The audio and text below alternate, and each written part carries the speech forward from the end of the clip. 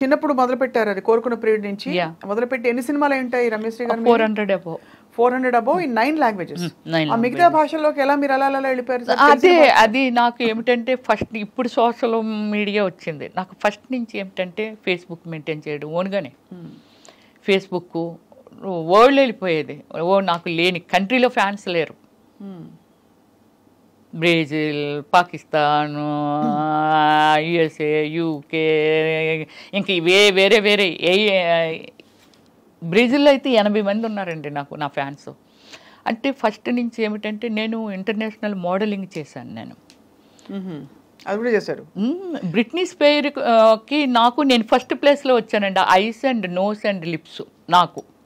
ఎక్కడ దేనికి అది ఏ పోటీ? గ్లామర్ ఉంటుంది కదా, body language, eyes and lips and skin, measures ఇవన్నీ ఉంటుంది కదా, వాళ్ళకి అవన్నీ కావాలి. దానిలో నేను ఫస్ట్ ప్లేస్లో వచ్చాను. నేను ఏ సంవత్సరం అండి? 2004 అండి. సో ఊరికే పాటలు రాశారు మీరు? ఇంకోటి వినాలి, బుక్లో వచ్చాను కవర్ పేజ్లో. ఓహో, ఇంకా ఉంది, నా ఫోన్లో ఉందండి. అంటే ఎంత అచీవ్మెంట్ ఉంది. కానీ నేను ఏమిటంటే దాన్ని పబ్లిక్ అని కాదు. నేను అప్పుడులో మనకి ఏముండేది, పేపర్స్, ప్రెస్, అంతే కదా. ఎంతోమంది అన్నీ కవర్ పేజీలే. బ్యాక్ కవర్ పేజీ ఇటు పక్క, ఒకవేళ బ్యాక్ కవర్ పేజ్ చిరంజీవి గారు ఉన్నారు అనుకో, ఫ్రంట్ కవర్ పేజీ రమేశ్వరి. బ్లోఫ్లో నేను ఉన్నాను అనుకో, పవన్ కళ్యాణ్ ఫ్రంట్ పేజీ. ఇలాగ అన్ని మెయిన్ ఇవి ఉన్నాయా మీ దగ్గర? ఇంకా కాపీ ఉన్నాయా?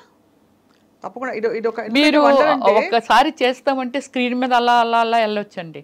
అన్ని కవర్ పేజీలు అండి, లోపల ఎక్కడ ఏముండవు. కానీ అంత క్రేజ్ ఉన్న మీరు సడన్ గా మళ్ళీ సామాన్యమైన, ఇప్పుడు ఎందుకంటే ఆ తరంలో క్రేజ్ ఉన్న హీరోయిన్లు అందరూ కూడా వాళ్ళు ఒక ఇది మెయింటైన్ చేస్తున్నారు. కానీ మీరు మాత్రం మళ్ళీ మామూలుగా మీ సామాన్యమైన స్థితికి వచ్చేసారు. ఏంటి సామాన్య స్థితి? ఆర్థికంగా చెప్పట్లేదండి, మీ గ్లామరు, స్టార్డమ్ మెయింటైన్ చేయడాలు, సర్కిల్స్ అవి లేకుండా. అంటే కారణం ఏమీ లేదండి.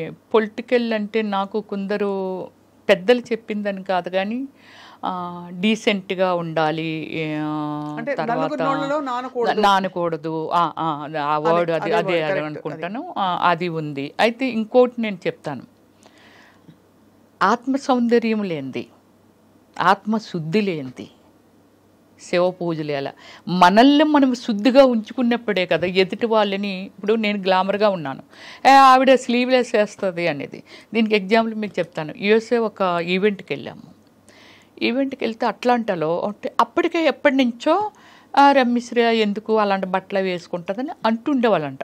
ఐ డోంట్ నో, నాకు అంటే అక్కడికి వెళ్ళాక కానీ ఆ మ్యాటర్ మనకు తెలియదు కదా. సో తర్వాత అంటుండేవాళ్ళంట. చాలామంది ఏమనేవాళ్ళంట, బట్టలది ఏముంది, ఇక్కడ మనం వేసుకోవట్లేదా, మనం ఉండేది ఏ కల్చర్లో ఉన్నాం. ఇది దుబాయ్లో విన్నానండి, యుఎస్ఏలో విన్నాను. ఈ వర్డ్స్ సేమ్ వర్డ్స్ ఎప్పటి నుంచో తీసుకొద్దామని అనుకుంటున్నారు. కానీ ఆవిడ చాలా ఫాస్ట్ ఉంటుంది బట్టలు. ఎక్కడ ఫాస్ట్ ఉంటాను? స్క్రీన్ మీద. నేను వెళ్ళిన తర్వాత అక్కడ ఎలాగ మా వాళ్ళు ఒపీనియన్ అండి, అదండి ఇదండి, అబ్బాయి ఏమి డీసెంట్ ఉన్నారు రమ్య గారు మీరు అని అంటే, ఒక ఆయనండి, అందరివి ఉన్నాం డిన్నర్ చేస్తున్నాం, ఆయన అన్నారు, చీర కట్టిన ప్రతి ఆడది పతివ్రత కాదు,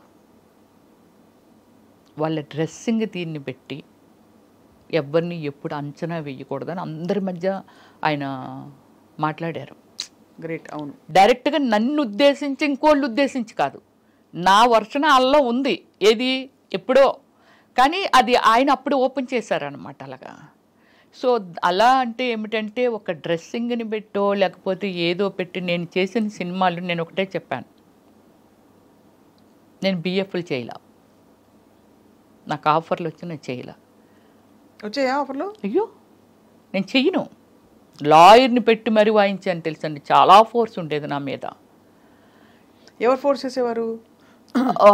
షూట్ చేసేవాళ్ళు ఎవరైతే దానికి స్పాన్సర్స్ ఉంటారో ఇదంతా ఉంటుంది కదండి. అంటే చాలా లాంగ్వేజెస్లో చేశాను కదా, బాగా స్ప్రెడ్ అయ్యి వరల్డ్ వైజ్ స్ప్రెడ్ అయ్యాను నేను.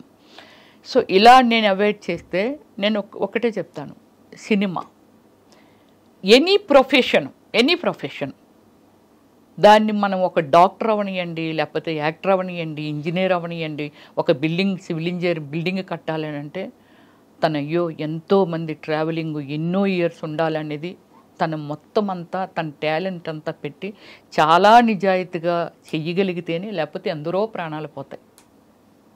అవును. ఇలాగేమిటంటే నా ప్రొఫెషన్లో నేను వచ్చానండి. ఒక డైరెక్టర్ డ్రీమ్లో దిస్ ఈజ్ ఒక కాన్సెప్ట్ ఈజ్ వన్ ఫ్యామిలీ. ఒకరు ప్యాంట్ వేస్తారు, ఒకరు చీర కడతారు, ఒకరు షార్ట్లు వేస్తారు. Different concept is story. అలా మీరు వేసిన క్యారెక్టర్స్కి చాలా చోట్ల మీరు కొన్ని ఎక్స్పోజ్ చేసే బట్టలు వేసుకున్నాను. ఇప్పుడు అదే అంటున్నాను, నాకు డైరెక్టర్ అనే ఒక ఆయన కాన్సెప్ట్ అండి. చిరంజీవి గారైనా సరే కొన్ని సినిమాల్లో గోచి పెట్టుకొని పరిగెట్టారుగా అవసరమైతే. అంటే అడవ మనిషిలో చిన్న కట్టుకొని పరిగెట్టారు. ఎనీవన్ దాన్ని నమ్ముకొని, కళామ తల్లిని నమ్ముకొని వచ్చాము కాబట్టి.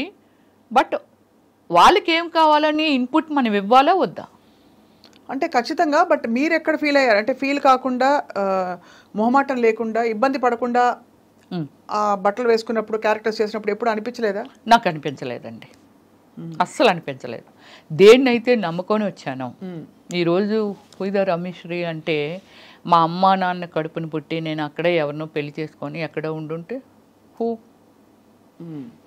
అంతే కదా.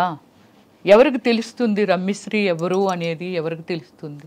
ఖచ్చితంగా. అంటే నేమ్ ఫేమ్ కోసం. బట్ అయినా కూడా ఒక పెంపకం, ఒక వాతావరణంలో పెరిగినప్పుడు మీరు అన్నట్టు సినిమా ఇండస్ట్రీ లేకపోతే నేను రాను, తప్పకుండా ఇబ్బంది పడతారు. ఇబ్బంది అయినా సరే ఇష్టంగా చేశాను. ఎంతో మంది డైరెక్టర్స్ అన్నారండి అసలు యాక్టింగ్లో కూడా కోఆపరేషన్ చెయ్యరు.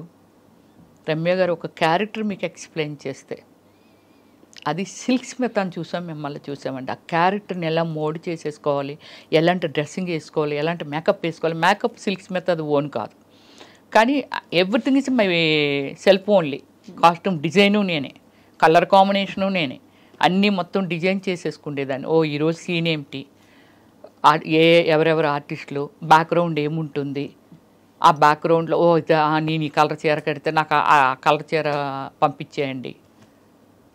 అలాగే కాస్ట్యూమ్ డిజైన్లు కూడా నేను సినిమాకి కాస్ట్యూమ్ అంతా నా పర్సనల్, అంటే నేనే డిజైన్ చేసుకున్నాను నేను. అలాగే ఆల్ మూవీస్కి నా పర్సనల్ డిజైనింగ్ అండి. సో ఎక్కువ ఇలాంటి కాస్ట్యూమ్స్ వేసిన క్యారెక్టర్స్ మీరేంటి డాన్స్ సీక్వెన్సెస్ చేశారు, చాలా ఐటమ్ సాంగ్స్ కూడా చాలా చేశారు. ఏమైనా గుర్తున్నాయా మీకు? మీరు పాపులర్గా హిట్ అయిన సాంగ్స్? పాపులర్గా హిట్ అయినవంటే నేను సూర్యతోని శ్రీ అనే ఒక మూవీ చేశాను తమిళ్లోనే. సూర్యాది ఇప్పుడు నా ఏమి సినిమా అంటే సూర్యాది కాదు, విక్రమ్తో కూడా వన్ సాంగ్ చేశాను, యూత్ చేశాను, రోజుకో రోజా చేశాను. తర్వాత మీతో నాతో విక్రమ్ చాలా బాగుండేవాడు. చాలా అంటే లిమిటెడ్ పర్సన్ అనమాట. హాయ్ అంటే హాయ్, ఎర్లీ మార్నింగ్ రాగానే విచ్చేయడం సూర్య. కానీ విక్రమ్ అది కాదు, కామెంట్ చేయడము, జోకులు వేయటము, ఇవన్నీ చాలా ఫ్రెండ్లీగా ఉండే. ఎప్పుడైనా లంచ్కో దేనికో పిలవచ్చు కదరా ఏదో చేపలు అంటే, నేను కుకింగ్ ఫేవర్ని అనమాట. వదలను. మటన్, గోంగూర కానీ, ఫిష్ పులుసు కానీ వెరీ ఫేమస్. ఎప్పుడో మీరు రావాలి ఇంటికి. అయ్యో సారీ, కానీ కాబట్టి మీరు బంగాళదుంపల వేపుడు, వెజిటేరియన్ కూడా చాలా అద్భుతంగా చేస్తాను. పప్పు ఫ్లేవర్ అయితే అసలు ఎంత అద్భుతంగా ఉంటుందంటే, తింటుంటే ఆ స్మెల్ చాలండి.